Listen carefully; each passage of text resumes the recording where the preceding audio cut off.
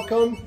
Cheers for coming down. This is our 5th Kent Digital, and it's great to see so many new faces. We're going to have half an hour of a talk from Amy, who is a digital marketing expert who runs a business in Canterbury. And she's going to be talking to us about advertising and how to make it work for you and your clients. I give you Amy. Hi everyone. Hi. Oh, that was crap. Hi everyone. Hey. Wonderful. For those of you who've seen me talk before, you know that it's like panto with information. So I'm going to be talking today about making your paid ads work for you, because it seems to be really, really common that you start paid advertising, whether it's on Facebook, Google, YouTube, whatever platform you're using. You set it to go and it just doesn't work for whatever reason. Or worse than that, you have a client that comes to you, you're suggesting paid advertising for them, and they say, oh no, I've tried that, it doesn't work. Oh, I spent loads of money on Google, it didn't work for me. And you're thinking to yourself, come on, let's try this again. The way that you did it is probably not how I'm going to do it. And it's something that we come across quite a lot. So what I'm going to be talking about today is how to make paid ads work for you and for your clients. Some of the common problems that we have if clients have done it themselves, or if people have given it a go themselves, or perhaps even if an agency's done it and it just hasn't been done in a way that could make it work the best way for that person's budget. Please feel free to take pictures of any of the slides, that's no problem at all. If you have any questions and you want to ask me afterwards, or you can tweet us or put it on Instagram, absolutely fine, I do not mind at all. I will not be offended if you spend the whole time on your phone, because I'll know that you're taking pictures of my slides. Right, so who am I? Why should you listen to this bird up on the stage? Right, so I own a marketing agency called AM Marketing. We are a Google partner agency, and actually in 2017 we were selected out of 30,000 agencies to be in the top 30 in the UK. And the reason we were selected for that is actually through our work on smaller budgets. So we're able to go up against the big guys with loads of budget and still make the ads work for our clients with much smaller percentages, purely by using some of the techniques that I'm going to show you today. We've won an Amazon Business Award, we're a member of the London Guild of Entrepreneurs, done a TEDx talk with Lou, thanks Lou, in Folkestone, as I'm sure you all know. But what does this actually mean? And the thing that is important about this is no matter whether we are working for a large, massive global company or an SME, one-man band down the road, the techniques I'm going to go through today, they're the same, no matter what size of account you're working on. So let's get to it. So when a client comes to you, or perhaps you're doing your ads yourself, and you think, why the bloody hell aren't they working? These are some of the most common problems that we find. So one, there's the classic, have you ever had a client that just says, oh, I boosted it, and hope for the best? Oh God, no. Money down the drain. If you're running Google ads, there's something that's called broad match, which is where the client has put the money into the account and essentially put it all on broad and come up for everything. Now, what I mean by broad match is, say you have a client, as we did, who owned a massage parlour, and they put the keyword massage on broad match. That comes up for a lot of things that she doesn't do. Okay? So it ended up that she was actually paying £2 a click for sex massage as a keyword. Yeah. A rather less sinister, she was paying £3 a click for massage bed when she didn't sell massage beds. So it's really important that when you're doing Google to not have things on broad match. The ads are too generic. That's another big problem as well. Sometimes you may have a client or someone will just place an ad, it's far too generic, they want to just do one ad fits all, and that simply can't be the case. It has to be relevant to each person. It's not targeted. So the person has just boosted and hoped for the best, or just haven't put any effort into targeting the specific audience that they're after. And negative targeting as well. Now this is really important and something that we put a lot of effort into. Not only can you target the people you want, you can actually negatively target the people you don't want. A really good example is we work with a large office supplies company. Now they are not looking for people that just want one office chair. They are looking for people that want 50 office chairs. They want to kit out their entire office, kit out their entire place of business. So we will negatively target the habits of people that are only looking for one chair, one table, so that we only go after the bulk. Wrong language. You ever been served an ad in the wrong language? When it's not written in English, you can't read it? Happens to me quite a lot. I don't know why. I'm obviously on dodgy sides. And unengaging imagery. It'll just something that isn't interesting, hasn't got any people in it. You see it on Facebook and you think, why on earth am I ever going to click on that? So the main important things to know about doing ads for you or for your clients, whether you're on Facebook, YouTube or Google, is that it's not all about the budget, okay? So it's not always the biggest budget wins. You can go up against large competitors, national competitors, and still, by being clever with it and targeting well, making relevant ads, still win, and still win those clients against those big national brands. And the unfortunate thing is, if you have got a client, as we said before, this has happened to, and it makes them think that all of paid advertising doesn't work. But hopefully with this, you'll be able to prove them wrong. Oh yeah, that's there, because obviously every man and his dog. I didn't really mention that, you just think I've got a brand mic on it. We don't want to go after every man and his dog, we want to go after the specific people that we want. So, making the most of targeting options. Now, Google, so if you're using PPC advertising, display advertising, mobile advertising, Facebook ads and YouTube, these are the different targeting methods you can have on each platform. Now it's actually quite amazing, it makes you think, my big brother is watching down on you, but it allows you to go after the specific audience that you are looking for, the specific clients that you want for your business and for your client's business. So with Google, we've got things like age, gender, location. We can go after the websites they've visited. We can go after their searches online and their engagement. So we can really look at that person, look at that target audience and think, what are you doing online? Are you the sort of person that I want to be targeting with my advertising? Facebook, it actually gets even a little bit scarier. We can look at people based on their job titles because they tell Facebook their job titles. We can look at their political and social position because we can see they've perhaps shared posts from Labour or Conservatives, and have an idea of their political standing, whether that may be relevant to whether you want to target them. And very, very interestingly, the way that we target on YouTube is exactly the same. We have all of these options here with Google, but we have something as well called affinity audiences. Now, this is, I'll give you an example of one. Green living enthusiasts is an affinity audience on YouTube. So anyone that is basically vegan and likes hemp is basically within the green living enthusiast group. But it's great for when we want to target people and present them with natural living products, vegan products, natural skincare, those sort of things. Business investors, avid business investors is an affinity group on YouTube. So if you're looking for someone to invest in your business, or you're trying to gather up interest in a startup or young enterprise, that's another great group to target on YouTube. With advertising, so there are loads of different options. Is that a bit scared? Or is it alright? I think it's alright, yeah. And essentially, when I present this to some people are a bit funny about it. They think, oh God, I'm being watched. But what we've got here is a way of making sure you don't get irrelevant ads all the time. You actually get presented with ads and your clients get presented with ads that are actually going to be useful to them.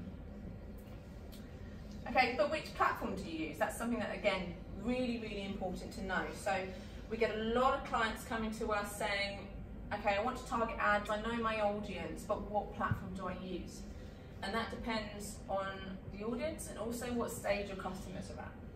So for example, if you had a customer that was at the decision or action stage, that's when you'd probably be doing Google PPC. That's when you'd be targeting them straight when they're typing it into Google and they're searching and they want an answer and they're ready to buy. Whereas when they're at the awareness stage or the interest stage, That's when something like a YouTube video works really well. Target it towards them to introduce your brand, introduce your client's products, and say, hey, why not give this a try? Let's have a little look at this video. Let's get a little bit interested in this brand. And again, we're using different social platforms, whether you're going to advertise on Facebook or Instagram.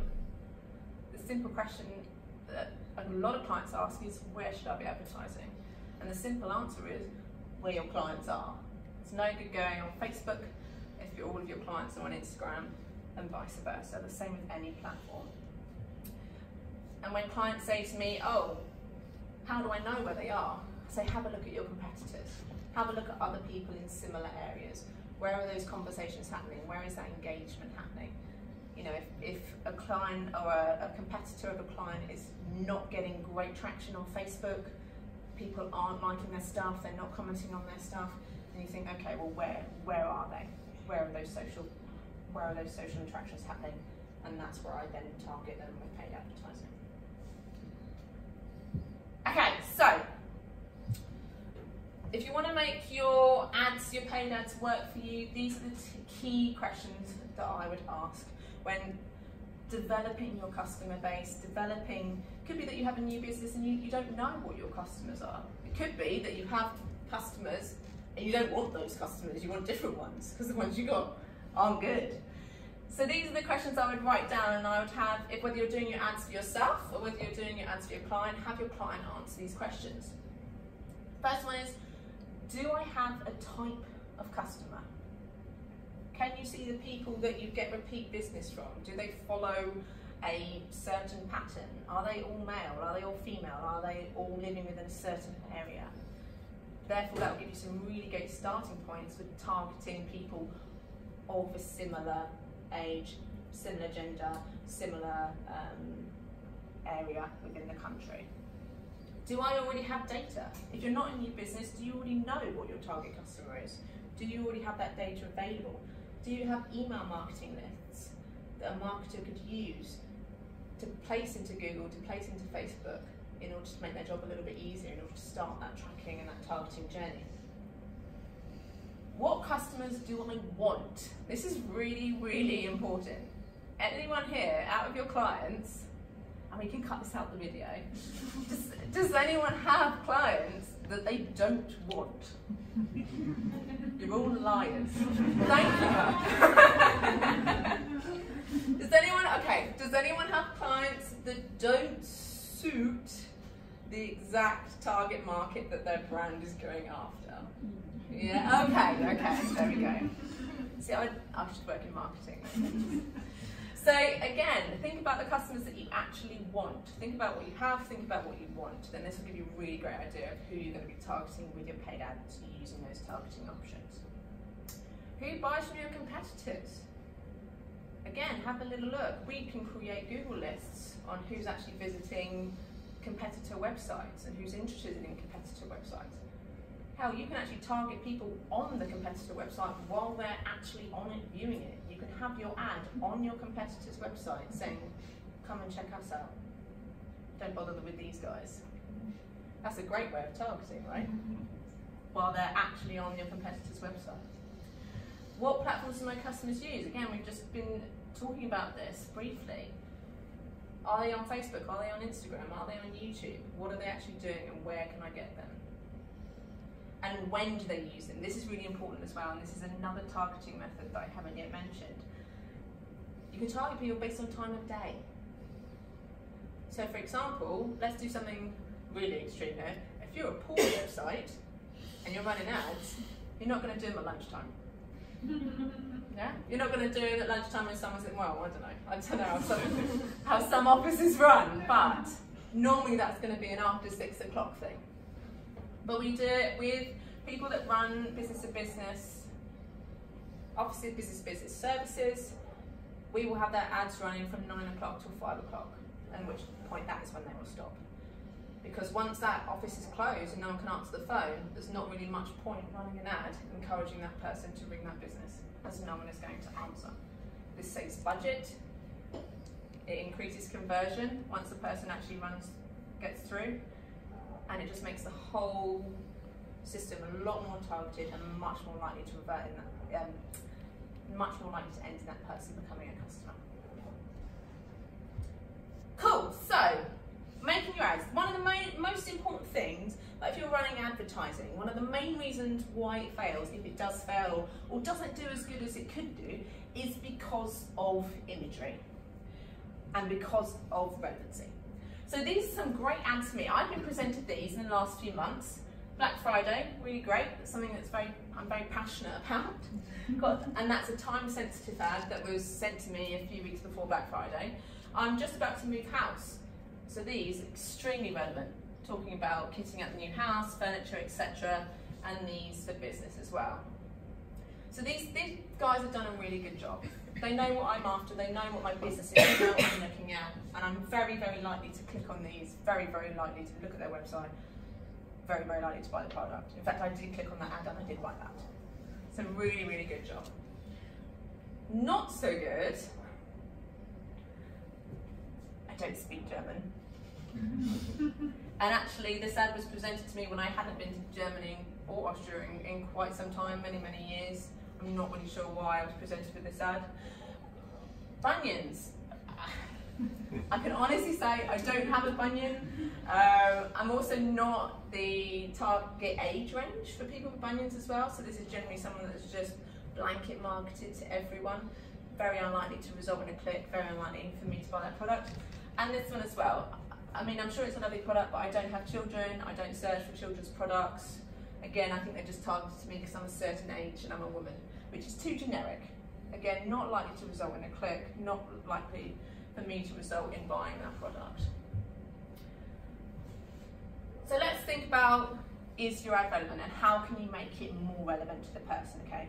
Because these are the things that when you're writing your advertising and you're testing them, these are the things that are going to be really, really great in making sure that you actually get that click and actually get that person onto your website and buying something. So let's think about tone of voice and grammar. Just shout out the answer. What tone of voice do you think I should use if I'm targeting over 60-year-old? Formal. Formal, yes, exactly. How should my grammar be? Perfect.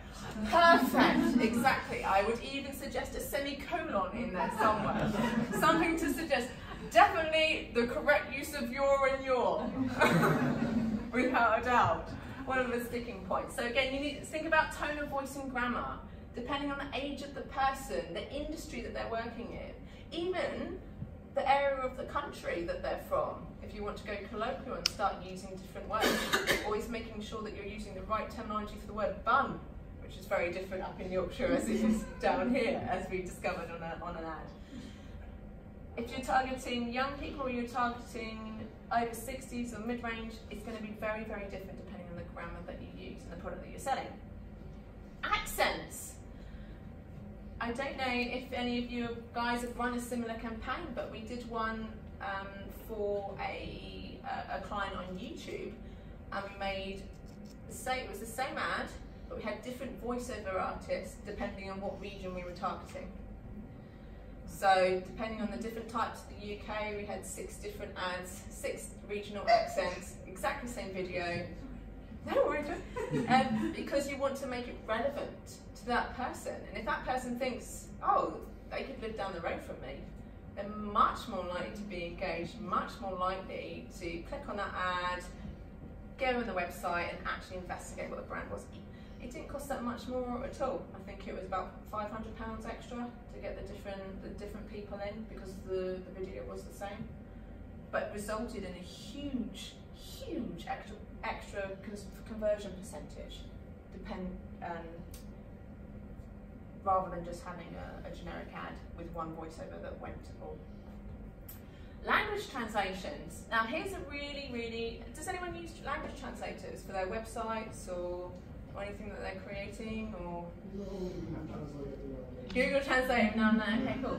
So we've had it before where we've got translators in for advertising when we've been targeting paid ads to other countries, and they haven't clicked on them because they've been too formal. And we found that actually the translators that we were using were, the tone of voice and the grammar was too good. And people wanted it to be a lot more colloquial. And when we got someone in that was actually a native speaker, and we went to the company itself, and they had some drivers. One was from Lithuania, one was from Poland, one was from Hungary, and we had them translate them. It was a completely different translation.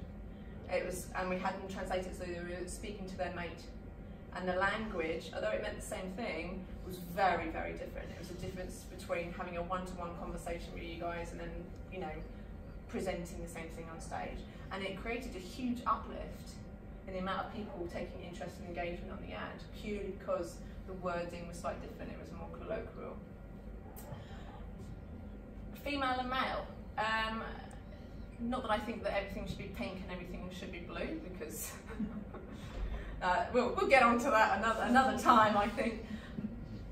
But it's much more likely if a woman is presented with an ad, if they see a woman using the product, that they'll actually buy it. Same with male and a male ad. It's very unlikely that if you are targeting women, you want them to buy a product, or your client is targeting women, have a woman in the damn photo. Yeah, really, really important. Ethnic heritage again. If you are... Oh, someone's really late. All right. Well, wait, then when they come up, we'll all say boo, yeah? It's Aaron. Yes. We will say boo double hard. I think you should shout shame at him. Yes! I wish I had a bell. Shame.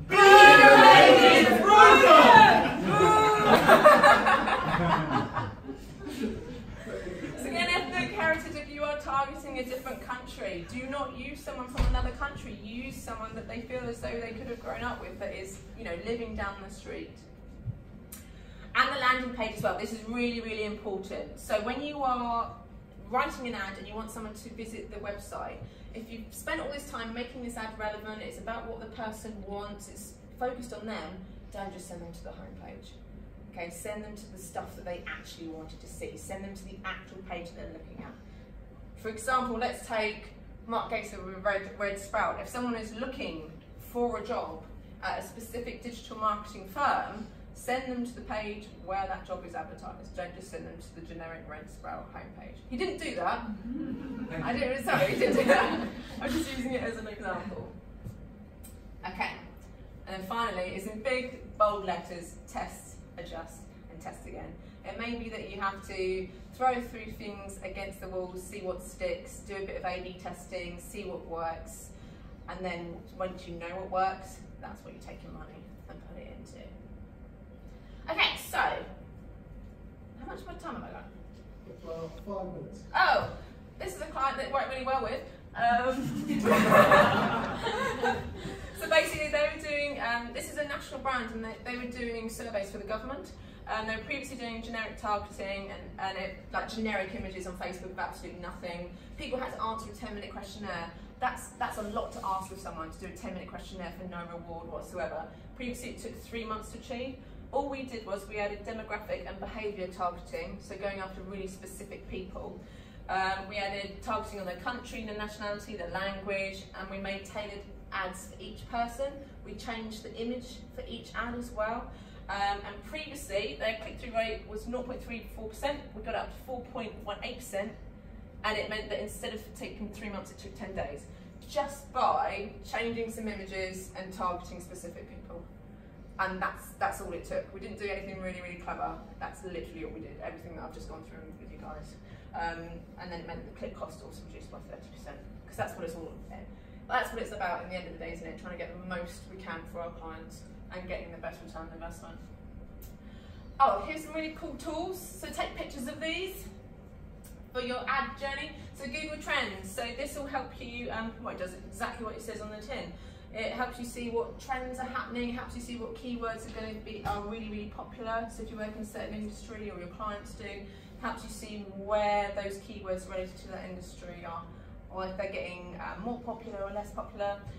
Another one, Keyword Planner, that does a very, very similar thing. Honestly guys, just have a little play with it. You're all very, very sensible, wonderful digital people. Have a little go on it, and you'll see that it's absolutely amazing for targeting and keywords and finding out who you should go after ad-wise. And this is something really, really fun, which you can do in the break. If you go to adsettings.google.com, it will give you, show you what your ad personalizations are. So people are targeting you right now based on these personalizations. Okay? So once mine came up with burlesque dancing, apparently I was interested in that. It will tell you whether it thinks you're a man or a woman. It will tell you whether it thinks you are where you live, loads of other stuff. But it will basically give you all of your interests. Some of them are really, really interesting. We had one guy that signed up and admitted that he was interested in lingerie. Yeah. Well, I think it's nice. Maybe he was looking for something for his wife. I don't know. So yeah, have a little look at that in the break. I really want to know what you come up with. But the beauty of this is, if you are getting ads that are perhaps not tailored to you and you're being annoyed by them, you can change your ad settings. You can change and actually tell people what you are interested in, so you get more relevant ads targeted to you. And this gives you a much better idea when you're dealing for ads for yourself or for your clients, what you can look at and what you can target based on.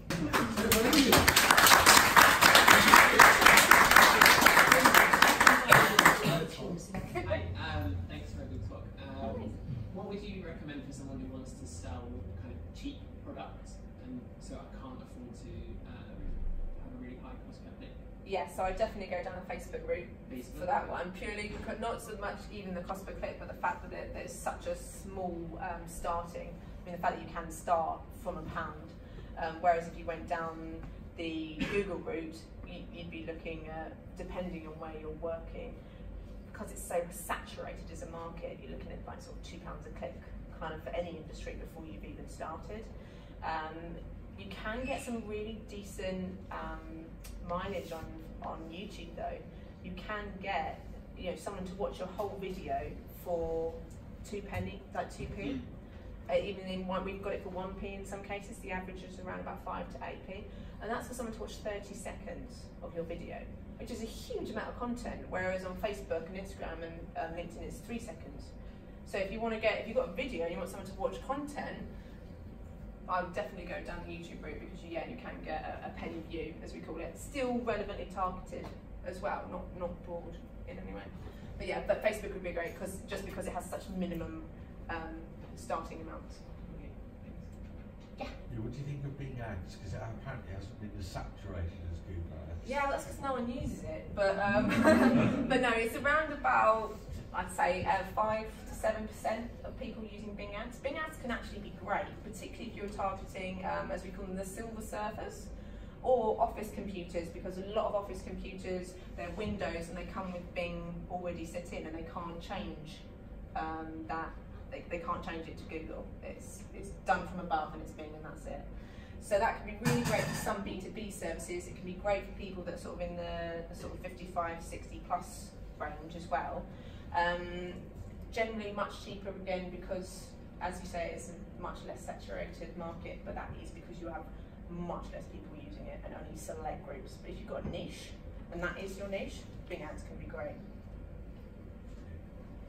I've got a Facebook page that I sort of faffed about with promoting, yes, sort of half-heartedly, and I managed to do the stuff where I could target it to Folkestone, and I could target it to women between like 18 and whatever it was, but I don't remember seeing any of the more granular stuff that you went into. Is that because I've just got a really basic version of it? Or? No, nothing about the version. If you come and talk to either me or Brad's our digital director afterwards. Say hi, Brad. Hi, Brad. Okay. Then we can talk you through how you get into the sort of the more granular, as you say, versions of it. Great, yeah. Yes, wonderful.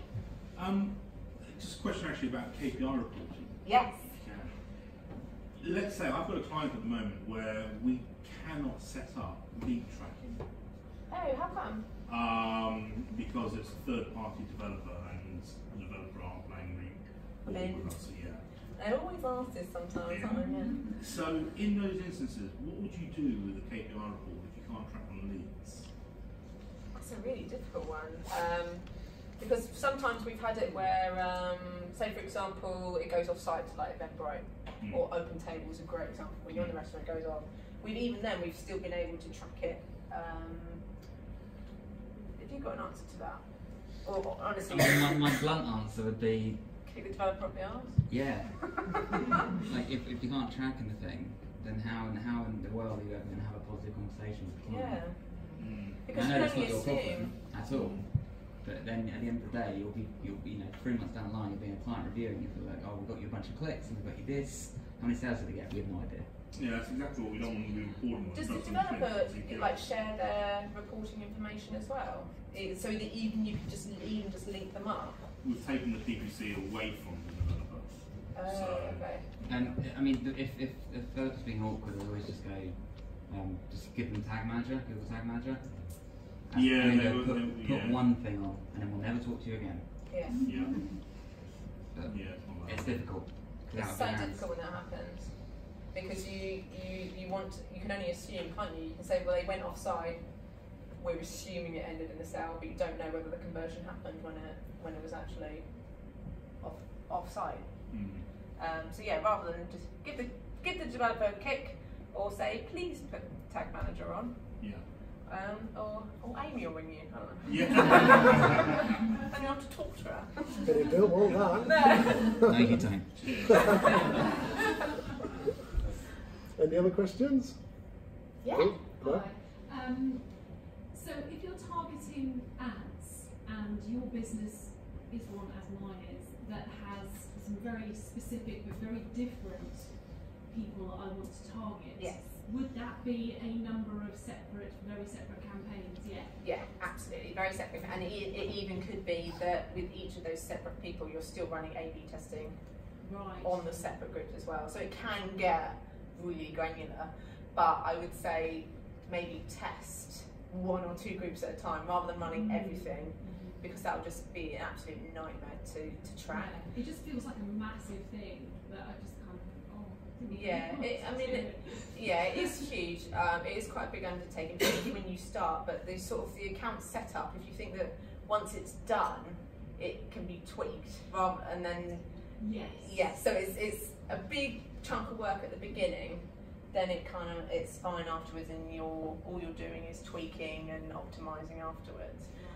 But just to give you an idea, when we set up a Google account, we'll start with a keyword list of around about 5,000 keywords. But yeah, it doesn't have to be this big mammoth thing. We do that because we're a marketing agency. Just start with your individual campaigns, do a little bit of testing, test and adjust, put a little bit of money into it. If it works, great, put more money into it. If it doesn't work, do something else. And do it in individual little campaigns that you can actually track, rather than having several and not really knowing what's working and where your money's going, and it all running your brain for you. That's what. Yeah. Great, thank you. Start small and then it's fine. Right, excellent. Thank you very much, Amy.